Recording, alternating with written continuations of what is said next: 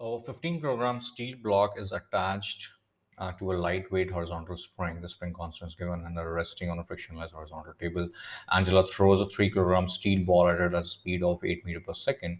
The steel ball hits the block and bounces off it, traveling in the opposite direction at 2 meters per second. What is the maximum distance the block will compress the spring as a result of the collision?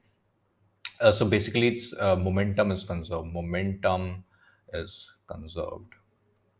So if the momentum is conserved, then the initial momentum of these two blocks, it should be equal to the final momentum. So initially, let's say the situation is over here already, and finally, this 3 kilogram block is moving 2 meters per second over towards the left, and let's say the 15 kilogram block is moving towards the right with speed of v. So initial momentum is what? 3 times mass times velocity, so 3 times 8, right? And the final momentum is what? 3 times minus 2. Why minus 2? Because the velocity is in opposite direction, plus the 15 kilogram times v. 8 times 3 is 24. So we have 24 is equal to minus 6 plus 15v. Adding 6 both sides, we have 30 is equal to 15v. So dividing both sides by 15, the value of v is 2 meter per second. And using now energy conservation, we can definitely find the maximum compression, because if we use the energy conservation, the initial energy, which is the kinetic energy half mv square, will completely be converted into the potential. uh,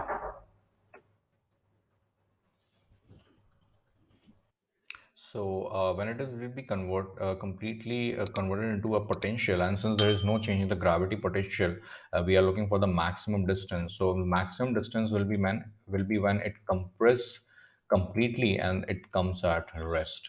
So there is no kinetic energy at that time, and let's say the compression is x. So these two should be equal.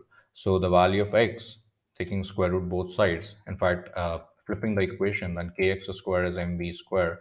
So the value of x square will come out as m over k times v square.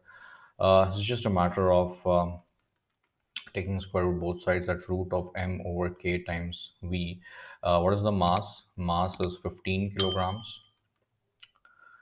Mass is 15 kilograms over the spring constant, which is 450, times the velocity which is it has attained, which is 2.